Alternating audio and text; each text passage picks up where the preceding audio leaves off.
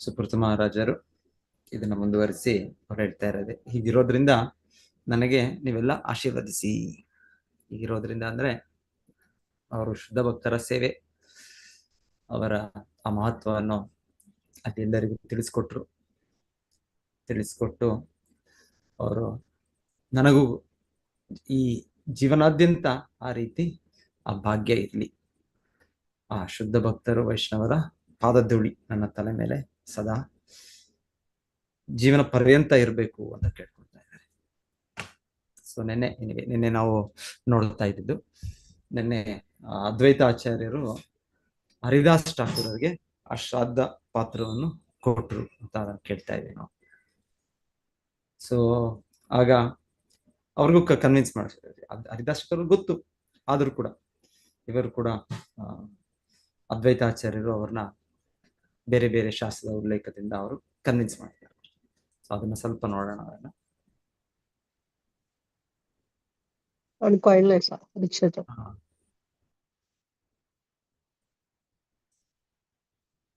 ಎಲ್ಲರೂ ಕಾಣಿಸುತ್ತೆ ಅನ್ಕೊಳ್ತೇನೆ. S,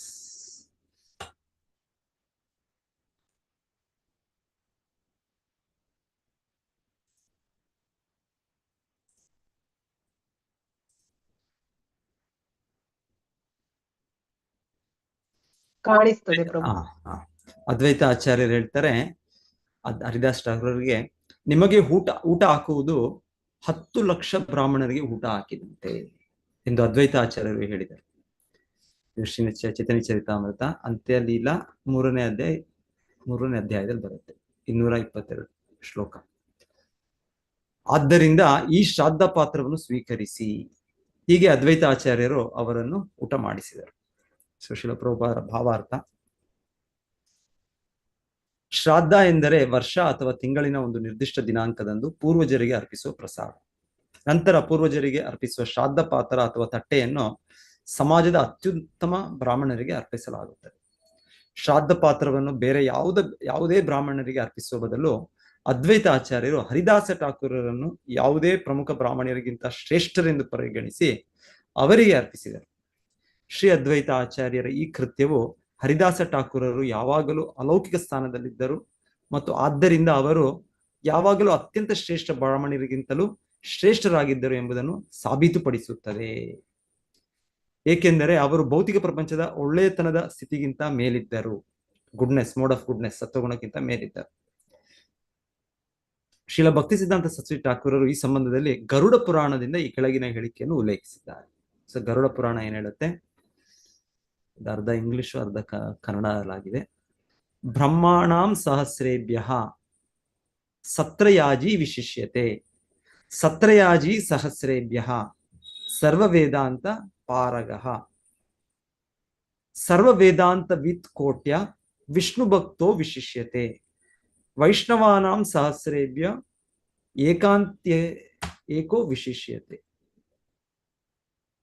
so ಇದರ ಅರ್ಥ ಹೀಗೆ: ಯಜ್ಞಗಳನ್ನು ಅರ್ಪಿಸಲು ಅರ್ಹನಾದ ಬ್ರಾಹ್ಮಣನು ಸಾಮಾನ್ಯ ಬ್ರಾಹ್ಮಣನಿಗಿಂತ ಉತ್ತಮ. ಬ್ರಾಹ್ಮಣಾನಾಂ ಸಹಸ್ರೇಭ್ಯ ಸತ್ರಯಾಜಿ ವಿಶಿಷ್ಯತೆ. ಮತ್ತು ಎಲ್ಲ ವೇದ ಶಾಸ್ತ್ರಗಳನ್ನು ಅಧ್ಯಯನ ಮಾಡಿದವನು ಅಂತಹ ಬ್ರಾಹ್ಮಣನಿಗಿಂತ ಉತ್ತಮ. ಸತ್ರಯಾಜಿ ಸಹಸ್ರೇಭ್ಯ ಸರ್ವ ವೇದಾಂತ ಪಾರಗ. ಸೊ ಯಾರು ವೇದ ಅಧ್ಯಯನ ಮಾಡಿದರೆ ಅವರು ವೇದ ಯಜ್ಞ ಮಾಡೋಕ್ಕಿಂತ ಬ್ರಾಹ್ಮಣಕ್ಕಿಂತ ಉತ್ತಮ. ವೇದ ಯಜ್ಞಗಳನ್ನು ಮಾಡೋ ಬ್ರಾಹ್ಮಣರು ಇತರ ಬ್ರಾಹ್ಮಣರಿಗಿಂತ ಉತ್ತಮ. ಆದರೆ ಸರ್ವ ವೇದಾಂತ ವಿತ್ ಕೋಟ್ಯ, ಆ ರೀತಿಯ ಬ್ರಾಹ್ಮಣರು ಯಾರು ವೇದಾಂತವನ್ನು ತಿಳ್ಕೊಂಡಿದ್ದಾರೆ ಅಂತಹ ಅನೇಕ ಬ್ರಾಹ್ಮಣರಲ್ಲಿ ವಿಷ್ಣು ಭಕ್ತೋ ವಿಶಿಷ್ಯತೆ, ವಿಷ್ಣು ಭಕ್ತನಾದವನು ಶ್ರೇಷ್ಠ. ಸೊ ಅಂತ ವೈಷ್ಣವನ ಸಹಸ್ರೇಭ್ಯ, ಮತ್ತು ಅಂತಹ ಅನೇಕ ವೈಷ್ಣವರಲ್ಲಿ ಭಗವಂತನ ಸೇವೆಯಲ್ಲಿ ಸಂಪೂರ್ಣವಾಗಿ ತೊಡಗಿಸಿಕೊಂಡವನು ಶ್ರೇಷ್ಠ. ಏಕಾಂತ ಏಕೋ ವಿಶಿಷ್ಯತೆ. ಸೊ ಆತರ ಶುದ್ಧ ವೈಷ್ಣವ ಸ್ಥಾನ ಹಾಗೆ. ಸೊ ಹಾಗೆ ಹರಿದಾಸ್ ಠಾಕೂರರಿಗೆ ಹೇಳ್ತಾರೆ ಇವರು, ನೀನು ಅರ್ಹನು ಅಂತ ಅದ್ವೈತಾಚಾರ್ಯರು ಅವರಿಗೆ ಶ್ರಾದ್ದಪಾತ್ರವನ್ನು ಅರ್ಪಿಸ್ತಾರೆ. ಇನ್ನೊಂದು ಮಾತು ಇದು: ಭಕ್ತಿರ್ ಅಷ್ಟವಿಧಾ ಹೈ ಏಷ ಯಸ್ಮಿನ್ ಬ್ಲೇಚ್ಛೆ ಅಪಿ ವರ್ತತೆ, ಸ ವಿಪ್ರೇಂದ್ರೋ ಮುನಿಶ್ರೇಷ್ಠ, ಸ ಜ್ಞಾನಿ ಸ ಚ ಪಂಡಿತ, ತಸ್ಮೈ ದೇಯ ತಥೋ ಗ್ರಾಹ್ಯಂ.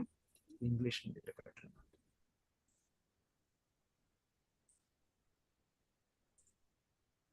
ಭಕ್ತಿರಷ್ಟವಿದಾಯಿಹೇಷ ಯಸ್ಮಿನ್ ಮ್ಲೇಚ್ಛೆ ಅಪಿ ವರ್ತತೆ ಸ ವಿಪ್ರೇಂದ್ರೋ ಮುನಿಶ್ರೇಷ್ಠ ಸ ಜ್ಞಾನಿ ಸ ಚ ಪಂಡಿತಃ ತಸ್ಮೈ ದೇಯಂ ತಥೋ ಗ್ರಾಹ್ಯಂ ಸಚ ಪೂಜ್ಯೋ ಯಥಾ ಹರಿಹಿ.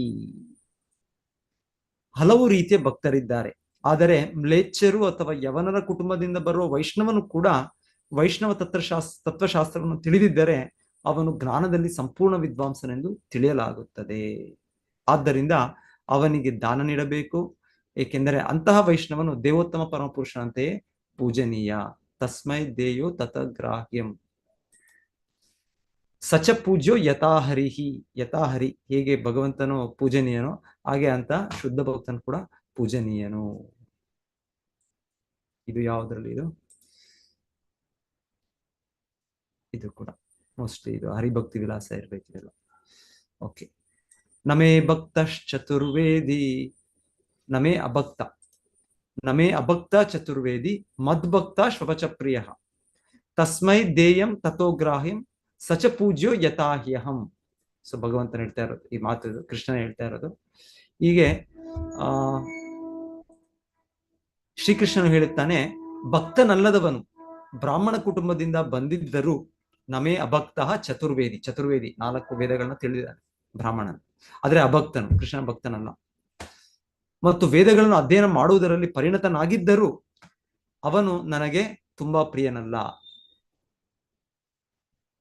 ಆದರೆ ಪ್ರಾಮಾಣಿಕ ಭಕ್ತನು ಮದ್ಭಕ್ತ ಶ್ವಪಚ ಪ್ರಿಯ, ಪ್ರಾಮಾಣಿಕ ಭಕ್ತನು ಮಾಂಸಾಹಾರಿಗಳ ಕಡಿಮೆ ಕುಟುಂಬದಿಂದ ಬಂದಿದ್ದರೂ ಅವನು ನನಗೆ ತುಂಬಾ ಪ್ರಿಯ. ಅಂತಹ ಪ್ರಾಮಾಣಿಕ ಶುದ್ಧ ಭಕ್ತನಿಗೆ ತಸ್ಮೈ ದೇಯಂ ತಥೋಗ್ರಾಹ್ಯಂ, ಅವನಿಗೆ ದಾನ ಮಾಡಬೇಕು, ಏಕೆಂದರೆ ಅವನು ನನ್ನಂತೆಯೇ ಪೂಜನೀಯ. ಸಚ ಪೂಜ್ಯೋ ಯಥಾಹ್ಯಹಂ. ಸೊ ಇದು ಹಲವು ಕಡೆ ಇದು ಶಾಸ್ತ್ರದಲ್ಲಿದೆ, ಶಾಸ್ತ್ರದ ಉಲ್ಲೇಖ. ಅದ್ವೈತಾಚಾರ್ಯರು ಹರಿದಾಸ್ ಠಾಕೂರರಿಗೆ ಮೊದಲ ಶ್ರಾದ್ದ ಪಾತ್ರ ಕೊಟ್ಟಿದ್ದು ಅದು ಶಾಸ್ತ್ರೋಕ್ತವಾಗಿದೆ, ಆದರೆ ಇದು ಅದು ಭಗವಂತನೇ ಹೇಳಿರುವ ಮಾತುಗಳು ಕೂಡ ಇದೆ. ಓಕೆ. ಸೊ ಇದರ ನಂತರ ಇವತ್ತಿದ್ದು ನಾವು ವಾಪಸ್ ಬರೋಣ. ಸೊ ಇಲ್ಲಿ ಇವತ್ತಿಂದು ಪೃಥು ಮಹಾರಾಜರು ಹೇಳೋದು, ನನಗೆ ವೈಷ್ಣವರ ಪಾದಧೂಳು ರೇಣು ಸೌರಭ, ಸೊ ಅದು ನನಗೆ ಜೀವನಾದ್ಯಂತ ನನ್ನ ಮೇಲೆ ಇರಬೇಕು. ಸೊ ಎಲ್ಲರೂ ನೀವಾಗೆ ನನಗೆ ಆಶೀರ್ವದಿಸಿ ಅಂತ ಕೇಳ್ತಾ ಇದ್ದಾರೆ. ಇಲ್ಲಿ ನೆರೆದಿರುವ ಗೌರವಾನ್ವಿತರೆ, ನಾನು ನಿಮ್ಮೆಲ್ಲರ ಆಶೀರ್ವಾದವನ್ನು ಕೋರುತ್ತೇನೆ. ನನ್ನ ಜೀವಿತದ ಕೊನೆಯವರೆಗೂ ಮಹಾತ್ಮರಾದ ಬ್ರಾಹ್ಮಣರ ಮತ್ತು ವೈಷ್ಣವರ ಚರಣ ಕಮಲ ಧೂಳಿಯನ್ನು ನನ್ನ ಕಿರೀಟದಲ್ಲಿ ಧರಿಸುವಂತಾಗಲಿ. ಆ ಧೂಳಿಯನ್ನು ಶಿರಸ್ಸಿನಲ್ಲಿ ಧರಿಸುವ ವ್ಯಕ್ತಿಯು ಪಾಪಪೂರಿತ ಜೀವನದ ಫಲಗಳನ್ನು ಬಹುಬೇಗನೆ ಕಳೆದುಕೊಳ್ಳುತ್ತಾನೆ. ಎಲ್ಲ ಬಗೆಯ ಒಳ್ಳೆಯ ಹಾಗೂ ಅಪೇಕ್ಷಣೀಯವಾದ ಗುಣಗಳನ್ನು ಕ್ರಮೇಣ ಬೆಳೆಸಿಕೊಳ್ಳುತ್ತಾನೆ. ಸೊ ಈ ಮಾತುಗಳು ಪ್ರಹ್ಲಾದ ಮಹಾರಾಜರು ಕೂಡ ಹೇಳ್ತಾ ಇದ್ದಾರೆ ಭಾಗವತ 7ನೇ ಸ್ಕಂದ 5ನೇ ಅಧ್ಯಾಯದಲ್ಲಿ. ಸೊ ಅಲ್ಲಿ ಅವರು ಅವ್ರ ತಂದೆಯನ್ನು ಉದ್ದೇಶಿಸುತ್ತಾ ಹೇಳ್ತಾರೆ, ನನ್ನ ತಂದೆಯೇ, ನಿಮಗೆ ಯಾವತ್ತೂ ಕೂಡ ಕೃಷ್ಣ ಪ್ರಜ್ಞೆ ಬರೋದಿಲ್ಲ. ಮತಿರ್ನ ಕೃಷ್ಣೇ ಪರತಸ್ವತೋ ಮಿತೋ ಅಭಿಪದ್ಯೇತ ಗೃಹ ವ್ರತಾನ ಅದಾಂತ ಗೋಬಿ ವಿಶತಾಂತ ಮಿಶ್ರಂ ಪುನಃ ಪುನಃ ಚರ್ವಿತ ಚರ್ವಣ. ಯಾಕಂದ್ರೆ ಅವ್ರ ತಂದೆ ಕೇಳ್ತಾರೆ, ನೀನು ಹೇಗೆ ಕಲ್ತ್ಕೊಂಡೆ, ನೀನು ಹೇಗೆ ವಿಷ್ಣು ಭಕ್ತಿ ಇದನ್ನ ಕಲ್ತ್ಕೊಂಡೆ, ಎಲ್ಲಿ ಕಲ್ತ್ಕೊಂಡೆ, ಯಾರಿಂದ ಕಲ್ತ್ಕೊಂಡೆ? ಸೊ ನಾನು ಕಲಿಸಿರುವ ಶಾಲೆ ನಾಸ್ತಿಕರ ಶಾಲೆ, ಚಂಡಾಮಾರ್ಕ ಅವರು ಅಧ್ಯಾಪಕರಲ್ಲಿ. ಸೊ ಅಲ್ಲಿ ಇದೆಲ್ಲ ಹೇಗೆ ಕಲ್ತೆ ನೀನು? ಇದು ಸಾಧ್ಯ ಇಲ್ಲ, ನಿಂಗೆ ಯಾರು ಹೇಳ್ಕೊಟ್ರು ಇದೆಲ್ಲ? ಸೊ ಕೇಳಿದಾಗ ಪ್ರಹ್ಲಾದ ಮಹಾರಾಜ್ ಮೊದಲಿಗೆ ಅವ್ರ ತಂದೆಗೆ ಹೇಳೋದು, ನನ್ನ ವಿಷಯ ಬಿಡಿ, ನಿಮ್ಮ ವಿಷಯ, ನೀವು ಕೃಷ್ಣ ಪ್ರಜ್ಞೆಯನ್ನು ಪಡೆಯೋದಿಲ್ಲ. ನೀವು ಯಾಕೆ ಪಡೆಯೋದಿಲ್ಲ ಅಂದ್ರೆ, ನೀವು ಗೃಹವ್ರತ, ಒಂದು ಶಪಥ ತಗೊಂಡಾಗೆ, ಒಂದು ಪ್ರತಿಜ್ಞೆ ತಗೊಂಡಾಗೆ ಈ ಭೌತಿಕ ಜಗತ್ತಿನಲ್ಲಿ ನಾವು ಆನಂದವನ್ನು ಪಡಿತೇವೆ. ಭೌತಿಕವಾಗಿ ಇಂದ್ರಿಯ ಸುಖದಿಂದ ನಾವು ಆನಂದ ಪಡ್ಲಿಕ್ಕೆ ಸಾಧ್ಯ ಇಲ್ಲ. ಆದ್ರೆ ಯಾವಾಗವರೆಗೂ ನಮಗೆ ಇದರಲ್ಲಿ ವಿಶ್ವಾಸ ಇದೆ, ಇದರಲ್ಲಿ ಶ್ರದ್ಧೆ ಇದೆ, ಇದರಲ್ಲಿ ನಂಬಿಕೆ ಇದೆ, ಏನೋ ಒಂದು ವ್ಯವಸ್ಥೆ, ಏನೋ ಒಂದು ಅಡ್ಜಸ್ಟ್ಮೆಂಟ್, ಏನೋ ಒಂದು ಮಾಡಿದ್ರೆ ಇಲ್ಲಿ ನಾನು ಸುಖಿಯಾಗಿರ್ಬೋದು. ಸೊ ಇದನ್ನು ನಾವು ಕಳ್ಕೊಳ್ಬೇಕು. ಈ ರೀತಿಯ ಒಂದು ಹೋಪ್, ಈ ರೀತಿಯ ಒಂದು ಆಗ್ಬೋದು ಅಂತ ಒಂದಿತ್ತು ನಮಗೆ. ಅದು ಕಳ್ಕೊಂಡಾಗ ನಮ್ಗೆ ಈ ಭೌತಿಕ ಇದರಿಂದ ಆಧ್ಯಾತ್ಮಿಕತೆಗೆ ಬರ್ಲಿಕ್ಕೆ ಸರಿ ಆಗುತ್ತೆ. ಸೊ ಅವ್ರು ಮೊದಲಿಗೆ ಹೇಳ್ತಾರೆ, ಅವ್ರು ಮತಿರ್ನ ಕೃಷ್ಣೆ, ನಿಮಗೆ ಕೃಷ್ಣ ಮತಿ ಬರೋದಿಲ್ಲ. ನೀವೇ ಸ್ವತಃ ಪ್ರಯತ್ನ ಪಟ್ಟರು ಬರೋದಿಲ್ಲ, ಬೇರೆಯವ್ರು ಹೇಳಿದ್ರು ಬರೋದಿಲ್ಲ, ನೀವೆಲ್ಲ ದೊಡ್ಡ ದೊಡ್ಡ ಸಭೆಗಳು ಮಾಡಿದ್ರು ಬರೋದಿಲ್ಲ. ಯಾವಾಗವರೆಗೂ ನೀವು ಗೃಹ ವ್ರತ, ಈ ರೀತಿಯ ಶಪಥ, ಈ ರೀತಿಯ ನಿರ್ಧಾರ, ಭೌತಿಕವಾಗಿ ನಾವು ಆನಂದವನ್ನು ಪಡಿಬಹುದು. ಭೌತಿಕ ಪ್ರಪಂಚದಲ್ಲಿ ಆನಂದ ಇದೆ ಅಂತ ನೀವು ಭಾವಿಸ್ತೀರಾ ಅಷ್ಟರಲ್ಲೂ ಸಹ. ಸೊ ಎನಿವೆ, ನಂತರ ಅವರು ಮುಂದುವರಿಸ್ತಾ ಹೇಳ್ತಾರೆ, ಆದರೆ ಒಂದು ಉಪಾಯ ಇದೆ. ಉಪಾಯ ಏನು ಅಂದ್ರೆ ನೈಷಾ ಮತಿಸ್ತಾವ ದುರುಕ್ರಮ ಅಂತ. ಸೊ ಇದರ ಒಬ್ಬ ಶುದ್ಧ ಭಕ್ತರು, ಆ ವೈಷ್ಣವರು, ಅವರ ಪಾದಧೂಳಿಯನ್ನು ತಲೆಯ ಮೇಲೆ ಸವರಿದುಕೊಂಡ್ರೆ ಆವಾಗ ನಮಗೆ ಸಾಧ್ಯ ಆಗುತ್ತೆ. ಸೊ ಆ ರೀತಿ ಅವರು ಅವ್ರ ತಂದೆಗೆ ಹೇಳೋ ಮಾತು ಪಾದರಜೋಭಿಷೇಕಂ. ಪಾದರಜೋಭಿಷೇಕಂ, ಆ ಪಾದದ ಈ ಧೂಳನ್ನು ಅಭಿಷೇಕ ಮಾಡ್ಕೊಳ್ಬೇಕು, ಆ ರೀತಿ ಹೇಳ್ತಾರೆ ಪ್ರಹ್ಲಾದ ಮಹಾರಾಜ್.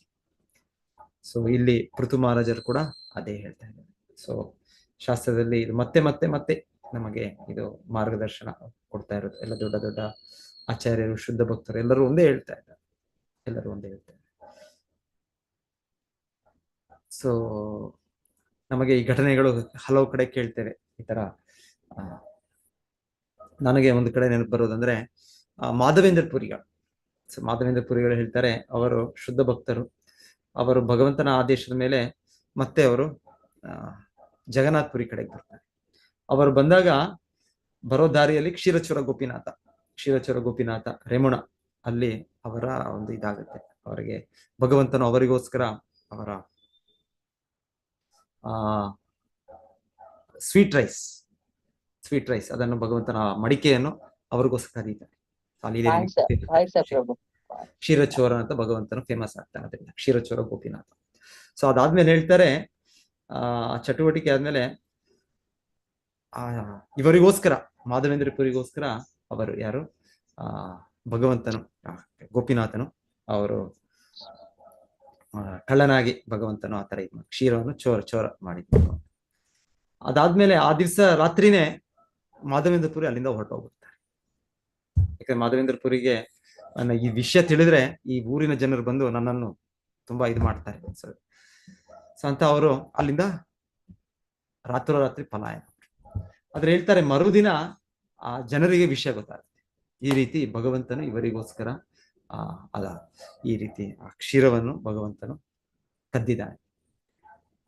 ಯಾಕಂದ್ರೆ ಇವರಿಗೆ ಆ ಒಂದು ಭಗವಂತನನ್ನು ದರ್ಶನ ಮಾಡಿದ್ಮೇಲೆ ಕೇಳ್ತಾರೆ ಪೂಜಾರಿಗೆ, ಇಲ್ಲಿ ಏನು ನೀವು ಅಷ್ಟು ಭಗವಂತನಿಗೆ ಏನೇನು ಅರ್ಪಣೆ ಮಾಡ್ತೀರಾ? ಸೊ ಅವರು ಹೇಳ್ತಾರೆ, ನಾವು ಅರ್ಪಣೆ ಮಾಡುವ ಈ ಕ್ಷೀರ, ಸ್ವೀಟ್ ರೈಸ್, ಇದು ಎಷ್ಟು ರುಚಿಯಾಗಿದೆ ಅಂದ್ರೆ ಇದು ಲೋಕ ಪ್ರಸಿದ್ಧ. ಸೊ ಮಾಧವೇಂದ್ರ ಪುರಿ ಅನ್ಕೊಳ್ಳೋದು, ಅದನ್ನು ನಾನು ಕೂಡ ಸ್ವಲ್ಪ ರುಚಿ ನೋಡಿದ್ರೆ, ಆ ರುಚಿ ನೋಡೋದ್ರಿಂದ ನನಗೆ ಗೊತ್ತಾಗುತ್ತೆ ಏನೇನು ಪದಾರ್ಥಗಳು ಹಾಕಿದ್ದಾರೆ. ಸೊ ಹಾಗಾಗಿ ನನ್ನ ಭಗವಂತನು ಅಲ್ಲಿ ಗೋವರ್ಧನದ ಮೇಲೆ ಇರುವ ಗೋಪಾಲನು, ಅವನಿಗೆ ಕೂಡ ನಾನು ತಯಾರಿ ಮಾಡ್ಬೋದು ಅಂತ. ಸೊ ಆ ಒಂದು ಉದ್ದೇಶದಿಂದ ಅವರು ರುಚಿ ಮಾಡೋ ಒಂದು ಇಚ್ಛೆ ಪಡ್ತಾರೆ. ಆದರೆ ಆ ಸಮಯಕ್ಕೆ ಅಲ್ಲಿ ಭಗವಂತನಿಗೆ ನೈವೇದ್ಯವನ್ನು ತಗೊಂಡ್ಬರ್ತಾರೆ. ಆ ನೈವೇದ್ಯ ಆಗೋ ಮುಂಚೆ ಇವರು ಆ ರೀತಿ ಯೋಚನೆ ಮಾಡಿದ್ದು, ನಾನು ಆ ಪ್ರಸಾದದ ರುಚಿಯನ್ನು ನೋಡ್ಬೇಕು ಅಂತ ಅವರು ಹಂಬಲಿಸಿದ್ದು. ಹಾಗಾಗಿ ಅವ್ರಿಗೆ ಸ್ವಲ್ಪ ಇದಾಗುತ್ತೆ, ಅವ್ರಿಗೆ ನಾನು ತಪ್ಪು ಮಾಡಿದೆ, ಅಪರಾಧ ಮಾಡಿದೆ. ಆಕ್ಚುಲಿ ಅವ್ರದ್ದೇನು ಅಪರಾಧ ಇಲ್ಲ, ಆದರೂ ಕೂಡ ಆ ರೀತಿ ಭಾವನೆ ಅವರು ಶುದ್ಧ ಭಕ್ತರು ವ್ಯಕ್ತಪಡಿಸಿದ ಮೇಲೆ ಮತ್ತೆ ಆ ಭಗವಂತನು ಅವರಿಗೋಸ್ಕರ ಒಂದು ಮಡಕೆ, 10 ಮಡಕೆಗಳನ್ನ ಅರ್ಪಣೆ ಮಾಡಿರ್ತಾರೆ, ಭಗವಂತನು ಒಂದು ಮಡಕೆಯನ್ನು ಅವರಿಗೆ ಅಡಗಿಟ್ಟಿರ್ತಾರೆ. ಸೊ ನಂತರ ಇದಾದ್ಮೇಲೆ ಭಗವಂತನು ರಾತ್ರಿಯಲ್ಲಿ ಆ ಪೂಜಾರಿಗೆ ಯಾರು ಅರ್ಪಣೆ ಮಾಡಿದ್ದಾರೆ ಅವರಿಗೆ ಕನಸಿನಲ್ಲಿ ಬಂದು, ಈ ರೀತಿ ನನ್ನ ಭಕ್ತನಿದ್ದಾನೆ ಮಾಧವೇಂದ್ರ ಪುರಿ, ಸೊ ಅವರಿಗೆ ಹೋಗಿ ಇದು ಕೊಡಿ, ಈ ಮಡಿಕೆ, ಇದು ನಾನು ನನ್ನ ಪರದೆ ಹಿಂದೆ ಇಟ್ಟಿದ್ದೇನೆ ಅಂತ ಹೇಳಿ ಮತ್ತೆ ಅವರು ಈ ಲೀಲೆಯೆಲ್ಲ ನಡೆಯೋದು. ಸೊ ಇದು ನಡೆದ್ಮೇಲೆ ಅವರು ಅಲ್ಲಿಂದ ಹೊರಟುಬಿಡ್ತಾರೆ, ಆ ರಾತ್ರಿಯೇ ಹೊರಟುಬಿಡ್ತಾರೆ. ಆದ್ರೆ ಹೇಳ್ತಾರೆ, ಮರುದಿನ ಜನರಿಗೆ ಇದು ವಿಷಯ ತಿಳಿದ್ಮೇಲೆ ಆ ಪೂಜಾರಿ ಕೇಳ್ತಾರೆ, ಎಲ್ಲಿ ಕೂತಿದ್ರು ಮಾಧವೇಂದ್ರ ಪುರಿ? ಸೊ ಅವ್ರು ತೋರಿಸ್ತಾರೆ ಅವ್ರ ಜಾಗ, ಈ ರೀತಿ ಒಂದು ಮಾರ್ಕೆಟ್ ಪ್ಲೇಸ್, ಎಲ್ಲ ಒಂದು ಬಜಾರ್. ಸೊ ಅಲ್ಲಿ ಕೂತಿದ್ರು. ಅಲ್ಲಿ ಆ ಸ್ಥಳವನ್ನು ತಿಳಿದಿದ್ದೆ ಹೇಳ್ತಾರೆ ಜನರು, ಎಷ್ಟು ಮಾಧವೇಂದ್ರ ಪುರಿ ಕೂತಿದ್ದಾರೆ ಅಂತ ತಿಳಿದು ಆ ಸ್ಥಳವನ್ನು ಎಲ್ಲರೂ ಕೂಡ ಬಂದು ಅವರ ಧೂಳನ್ನು ತೆಗೆದುಕೊಂಡು ಅವರ ತಲೆ ಮೇಲೆ ಸವರ್ಕೊಳ್ತಾರೆ. ಅವ್ರು ಎಷ್ಟು ತೆಗಿತಾರೆ ಅಂದ್ರೆ ಹೇಳ್ತಾರೆ, ಕೊನೆಗೆ ಅವ್ರು ಕೂತಿರೋ ಸ್ಥಳ ಅದೊಂದು ಮೋಸ್ಟ್ ಅದು ನೆಲದ ಮೇಲೆ ಯಾವ್ದು ಕೂತಿರ್ತಾರೋ, ಒಂದು ಎತ್ತರದ ಸ್ಥಳದಲ್ಲಿ ಕೂತಿರ್ತಾರೆ. ಆ ಸ್ಥಳವೇ ಮತ್ತೆ ಹೊಂಡವಾಗೋಯ್ತು. ಸೊ ಹೊಂಡ, ಹೇಗೆ ಒಂದು ಹೊಂಡವನ್ನು ತೆಗಿತೇವೆ ಏನಾದ್ರು ಒಂದು ಇದು ಮಾಡ್ಲಿಕ್ಕೆ, ಹಾಕ್ಲಿಕ್ಕೆ. ಸೊ ಆ ರೀತಿ ಆ ಜನರು, ರೇಮುಣ ಜನರು ಅದನ್ನ, ಇಲ್ಲಿ ಮಾಧವೇಂದ್ರ ಪುರಿ ಕೂತಿದ್ರು ಅಂತ, ಒಂದು ಶುದ್ಧ ಭಕ್ತರು ಕೂತಿದ್ರು, ಸೊ ಅವರ ಪಾದಗಳ ಇದು ನಮಗ್ ಬೇಕು ಅಂತ ಮಾಡ್ತಾರೆ. ಸೊ ಈ ರೀತಿ ಬಹಳ ಬಹಳ ಕಥೆಗಳಿದೆ. ಶುದ್ಧ ಭಕ್ತರು ಆಚಾರ್ಯರು ಅವರ ಪಾದಗಳ ಧೂಳಿನ ಮಹತ್ವ ಮತ್ತೆ ಅದನ್ನ ತಿಳಿದವರು ಆ ರೀತಿ ಅದನ್ನ ಲಾಭವನ್ನು ತಗೊಳ್ತಾರೆ. ಇದರಲ್ಲೂ ಅನ್ಸುತ್ತೆ, ಶ್ರೀರಂಗಮಲ್ಲೂ ಅನ್ಸುತ್ತೆ ಒಂದ್ಸಲ ಯಾವಾಗ ರಾಮಾನುಜಾಚಾರ್ಯರು ಏನೋ ಅನ್ಸುತ್ತೆ, ಅವರು ಅಲ್ಲಿ ಶ್ರೀರಂಗ ದೇವಸ್ಥಾನದೊಳಗೆ ಅವರು ಆ ನೀರಿನಲ್ಲಿ ಆ ಕಲ್ಯಾಣಿಯೊಳಗೆ ಅನ್ಸುತ್ತೆ ಅವರು ಅದರೊಳಗೆ ಆ ಪಾದಗಳನ್ನು ತೊಳಿತಾರೆ ಅನ್ಸುತ್ತೆ. ತೊಳೆದ ಏನೋ ಏನೋ ಆಗುತ್ತೆ. ಸೊ ನಂತರ ಹೇಳ್ತಾರೆ ಅಲ್ಲಿರುವ ಮೀನುಗಳು ಅವರು ವಿಷ್ಣುವಿನ ಸಂಗಡಿಗರು, ಚತುರ್ಭುಜ ರೂಪವನ್ನು ಧರಿಸಿ ಅವರಲ್ಲೂ ಕೂಡ ವೈಕುಂಠ ಲೋಕಕ್ಕೆ ಹೋಗ್ಬಿಡ್ತಾರೆ. ಹಾಗೇನೋ ಇದೆ ಇದೆ. ಸೊ ಅಲ್ಲಿ ಹೇಳ್ತಾರೆ ಎಲ್ಲರಿಗೂ ಆಶ್ಚರ್ಯ, ರಾಮಾನುಚಾರ್ಯ ಶಿಷ್ಯರು ಎಲ್ಲ ಹೇಗೆ ಇದು, ಅವರು ಒಂದು ಸಾಮಾನ್ಯ ಜೀವಿಗಳು, ಅವರು ಮನುಷ್ಯರು ಕೂಡ ಅಲ್ಲ, ಮೀನುಗಳಾಗಿದ್ದವರು, ಆದ್ರೆ ಅವ್ರು ಹೇಗೆ ಅವರು ಹೋಗ್ಬಿಟ್ರು. ಸೊ ಅಲ್ಲಿ ನನಗೆ ತಿಳಿದಿರೋ ಮಟ್ಟಿಗೆ ಅವ್ರು ಹೇಳೋದು, ರಾಮಾನುಚಾರ್ಯರು ಹೇಳೋದು, ಅವರಿಗೆ ಅಪರಾಧ ಇಲ್ಲ. ಸೊ ಹಾಗಾಗಿ ಅವರು ಅದರಿಂದ ತಕ್ಷಣವೇ ಅವರು ಮುಕ್ತರಾಗಿ ಎಲ್ಲ ಪಾಪಗಳನ್ನು ಮುಗಿಸಿ ಅವರು ದಿವ್ಯ ದೇಹವನ್ನು ಪಡೆದು ಭಗವದ್ಧಾಮಕ್ಕೆ ಹೋಗ್ಬಿಡ್ತಾರೆ. ಆದ್ರೆ ಸಾಮಾನ್ಯವಾಗಿ ಅವರ ಹತ್ತಿರ ಇವರು ಕೂಡ ಒಮ್ಮೊಮ್ಮೆ ಒಂದು ಅಪರಾಧಗಳು ಮಾಡ್ತಾ ಇರ್ಬೋದು, ಸೇವೆ ಮಾಡ್ತಾ ಇದ್ದಾರೆ, ಜೊತೆಗೆ ಅಪರಾಧಗಳು ಕೂಡ ಆಗ್ತಾ ಇದೆ. ಹಾಗಾಗಿ ಅವ್ರಿಗೆ ತಕ್ಷಣವೇ ಆತರ ಮುಕ್ತಿ ಇಲ್ಲ ಅಂತ ನಾನು ಉತ್ತರ ಕೇಳಿದ್ದಾರೆ. ಇಲ್ಲಾಂದ್ರೆ ಈ ತರ ಇದೆ, ಬಹಳ ಸನ್ನಿವೇಶಗಳಿದೆ ಇಲ್ಲಿ ಶುದ್ಧ ಭಕ್ತರ ಪಾದಗಳ ಧೂಳು ಅದರಿಂದ ಜೀವಿಗಳು ಮುಕ್ತರಾಗ್ತಾರೆ, ಮತ್ತೆ ಆ ರೀತಿಯ ಒಂದು ಲಾಭವನ್ನು ಪಡಿತಾರೆ. ಮತ್ತೆ ಇನ್ನೊಂದ್ಸಲ ನಾವು ಕೇಳೋದು, ಶ್ರೀ ಚೈತನ್ಯ ಮಹಾಪ್ರಭುಗಳ ತಾಯಿ ಒಂದ್ಸಲ ಅದ್ವೈತ ಆಚಾರ್ಯರ ಧೂಳನ್ನು ತಗೊಳ್ತಾರೆ. ಯಾಕಂದ್ರೆ ಚೈತನ್ಯ ಮಹಾಪ್ರಭು ಅವ್ರಿಗೆ ಆದೇಶ ಕೊಡ್ತಾರೆ. ಚೈತನ್ಯ ಮಹಾಪ್ರಭು ಅವರ ಅಣ್ಣ, ಚೈತನ್ಯ ಮಹಾಪ್ರಭು ಅವರ ಅಣ್ಣ ಯಾರು?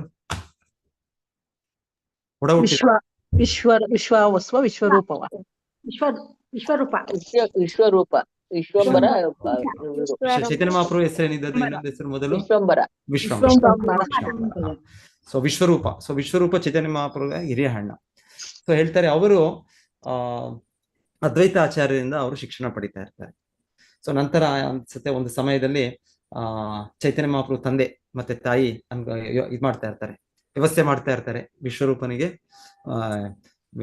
ವಿವಾಹ ಮಾಡಿಸೋಣ ಅಂತ ಅದರೊಂದು ಆಲೋಚನೆ ಮಾಡ್ತಾ ಇರ್ತಾರೆ.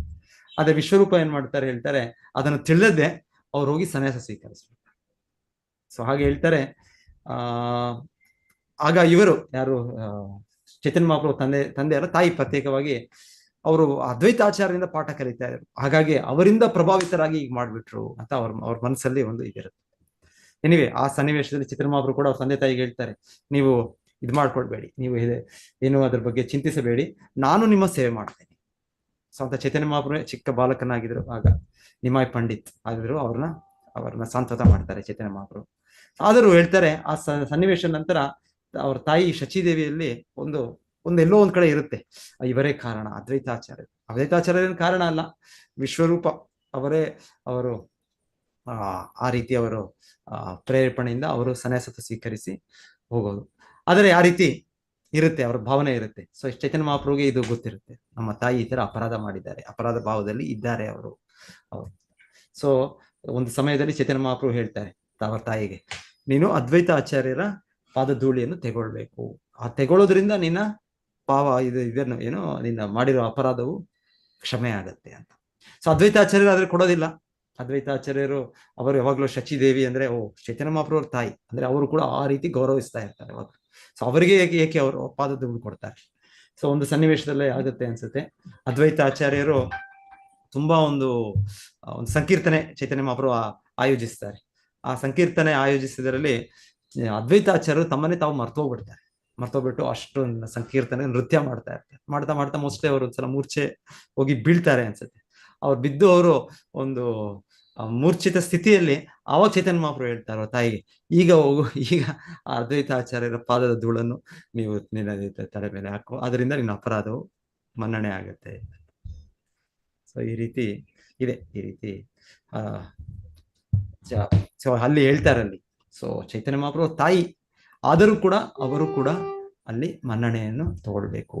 ಅಂದ್ರೆ ಈ ರೀತಿ ವೈಷ್ಣವ ಅಪರಾಧ ಕೂಡ ಅನ್ನೋದು ಅದು ಯಾರು ಕೂಡ ಮಾಡಬಾರ್ದು. ಮಾಡಿದರೆ ಅದನ್ನು ಹೋಗಿಲಾಡಿಸೋ ಒಂದು ಕ್ರಮವನ್ನು ನಾವು ತಗೊಳ್ಬೇಕು. ಸೊ ಅಂತ ವ್ಯಕ್ತಿಗೂ ಕೂಡ ಅದು ಅನ್ವಯವಾಗುತ್ತೆ.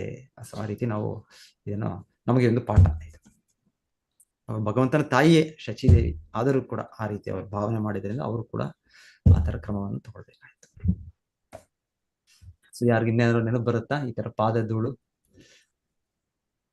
ಶುದ್ಧ ಭಕ್ತರ ಪಾದಧೂಳು ನಾವು ತಗೊಳ್ಬೇಕು ಅಂತ ಶಾಸ್ತ್ರ ಹೇಳೋದು, ಇಲ್ಲಾಂದ್ರೆ ಈ ತರ ನಿದರ್ಶನಗಳು?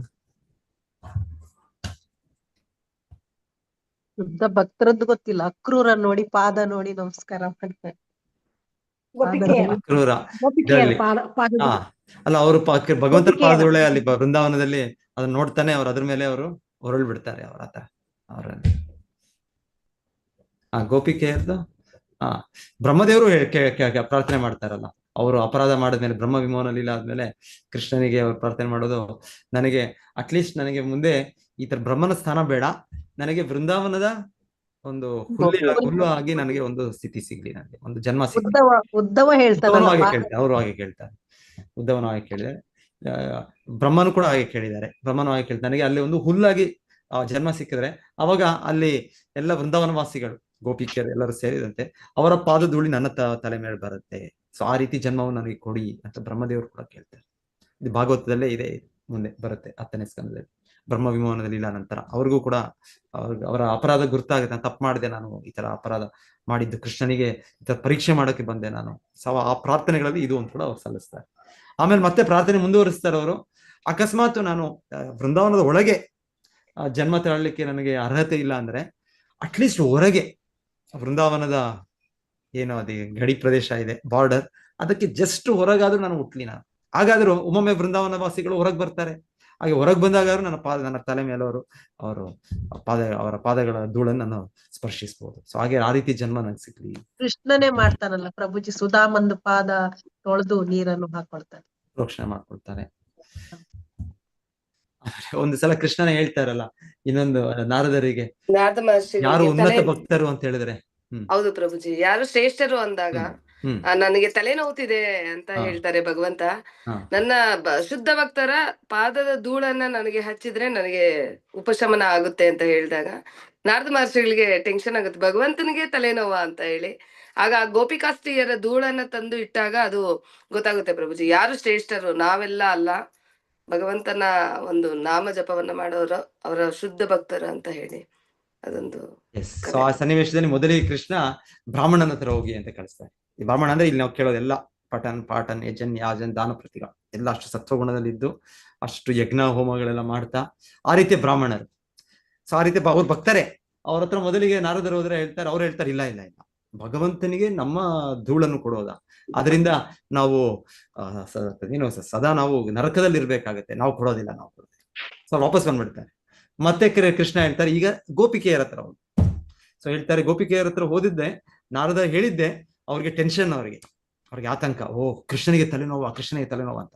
ನಾರದರಿಗೆ ಅವರು ತಕ್ಷಣವೇ ಅವರು ತೆಗಿಲಿಕ್ಕೆ ಪ್ರಾರಂಭ ಮಾಡ್ತಾರೆ. ಸೊ ನಾರದರು ಹೇಳ್ತಾರೆ ಅವ್ರಿಗೆ, ಇದರಿಂದ ನೀವು ನರಕಕ್ಕೆ ಹೋಗ್ತೀರಲ್ವಾ ಅಂತ ಹೇಳಿದ್ರೆ, ಅದು ಮತ್ತೆ ಯೋಚನೆ ಮಾಡಿ, ಪರವಾಗಿಲ್ಲ, ನರಕಕ್ಕೆ ಹೋದ್ರೂ ಪರವಾಗಿಲ್ಲ, ಕೃಷ್ಣ ತಲೆನೋವೀಗ, ಅದನ್ನ ನಿವಾರಣೆ ಮಾಡಕ್ ನೀವು ಈ ಕ್ರಮವನ್ನು ತಗೊಳ್ಳಿ. ಸೊ ಗೋಪಿಕೆಯರು ಎಲ್ಲರಿಗಿಂತ ಶ್ರೇಷ್ಠ ಭಕ್ತರು ಅಂತ ಅಲ್ಲಿ ತೋರಿಸೋದು.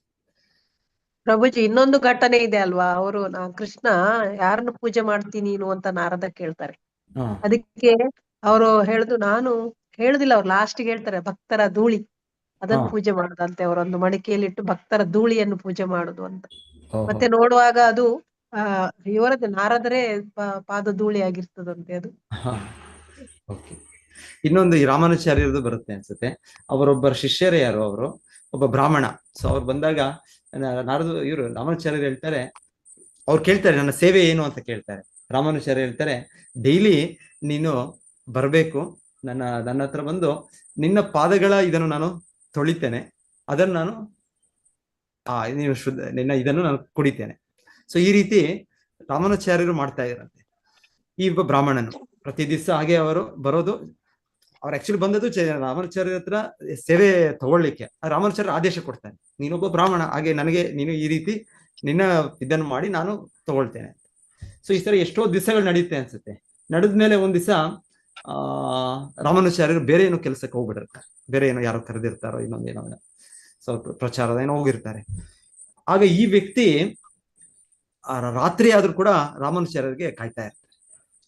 ಸೊ ಅವ್ರದ್ದು ಕ್ರಮ ಏನು ಅಂದ್ರೆ, ಈ ತರ ಪ್ರತಿ ದಿವಸ ನನ್ನ ಗುರುಗಳು ರಾಮಾನುಚಾರ್ಯ ಹೇಳಿದ್ದಾರೆ ಹಾಗೆ ಬರೋದು, ರಾಮಾನುಚಾರ್ಯರಿಗೆ ಆ ತರ ಅವರಿಂದ ಪಾದಗಳ ಇದು ಮಾಡ್ಕೊಳ್ಳೋದು, ಮತ್ತೆ ಅವರು ಹೋಗಿ ಅವರ ಆಹಾರ, ಅವರ ಮತ್ತೆ ಬೇರೆ ಕಾರ್ಯಕ್ರಮಗಳು. ಆ ದಿವಸ ಅವರು ರಾಮಾನುಚಾರ್ಯ ಇಲ್ಲ ಅಂತ ಬೆಳಿಗ್ಗಿಂದ ರಾತ್ರಿವರೆಗೂ ಅವರು ಏನು ಆಹಾರನ ಸೇವಿಸದೆ ಏನು ಮಾಡದೆ ಅವರು ರಾಮಾನುಚಾರ್ಯ ಕಾಯ್ತಾ ಇರ್ತಾರೆ. ಸೊ ರಾಮಾನುಚಾರ್ಯರು ತುಂಬಾ ಆಗ ಅವರು ಪ್ರಶಂಸಿಸ್ತಾರೆ. ಸೊ ಅಂದ್ರೆ ಅವರು ರಾಮಾನುಚಾರ್ಯ ಆದೇಶವನ್ನು ಪಾಲನೆ ಮಾಡ್ತಾ ಇದ್ದಾರೆ. ಇಲ್ಲಾಂದ್ರೆ ರಾಮಾನುಚಾರ್ಯರ ಮೇಲಿದ್ದಾರೆ, ಅವರೇ ಮೇಲೆ ಗುರುಗಳು, ಅವರೇ ದೊಡ್ಡ ಸ್ಥಾನದಲ್ಲಿದ್ದಾರೆ. ಆದ್ರೆ ಅವರ ಆದೇಶ ಆ ರೀತಿ ಅವರ ಶಿಷ್ಯನಿಗೆ, ಅವರ ಶುದ್ಧ ಭಕ್ತರು ಶಿಷ್ಯರು ಅವರಿಗೆ. ಸೊ ಅವರು ಪ್ರತಿ ದಿವಸ ಹೋಗಿ ರಾಮಾನುಚಾರ್ಯರಿಗೆ ಅವರ ಪಾದಗಳು ತೊಳೆದುಕೊಂಡು ಅವರು ಇದು ತಗೊಳ್ತಾರೆ ಅಂತ ಹೇಳ್ತಾರೆ. ಸೊ ಈ ರೀತಿ ಎಲ್ಲ ಭಕ್ತರು ಭಗವಂತನ ತುಂಬಾ ದಿವ್ಯ ಲೀಲೆಗಳಿವೆ. ನಮಗೆ ತೋರಿಸೋದು ಈ ರೀತಿ ನಾವು ಕೂಡ ಆ ರೀತಿ ನಮ್ಗೆ ಭಾಗ್ಯ ಸಿಕ್ಕಿದ್ರೆ, ಆತರ ಅವಕಾಶ ಇದ್ರೆ ನಾವು ಅದನ್ನ ತಗೊಳ್ಬೇಕು ಅಂತ. ಚೈತನ್ಯ ಮಹಾಪ್ರಭು ಲೀಲೆಗಳಲ್ಲೂ ಬಹಳ ಬರುತ್ತೆ ಅಲ್ಲ. ಈಗ ಗುಂಡಿಚಾ ಮಾರ್ಜನಲ್ಲಿ ಇದ್ರಲ್ಲೂ ಕೂಡ ಕೇಳ್ತೇವೆ ನಾವು. ಗುಂಡಿಚಾ ಮಾರ್ಜನದಲ್ಲಿ ಒಬ್ಬ ಎಷ್ಟೋ ಭಕ್ತರು ಹಾಗೆ ಚೈತನ್ಯ ಮಹಾಪ್ರಭು ಅವರು ಸ್ವಚ್ಛ ಮಾಡ್ತಾ ಇದ್ದಾರೆ, ಹಾಗೆ ಅವರು ಚೈತನ್ಯ ಮಹಾಪ್ರಭು ಪಾದಗಳನ್ನ ಇದು ಮಾಡಿ ಅದರನ್ನ ಧೂಳಂತ ಇರುವ ನೀರನ್ನು ಅವರು ತಗೊಳ್ಳೋ ರೀತಿಯಲ್ಲಿ.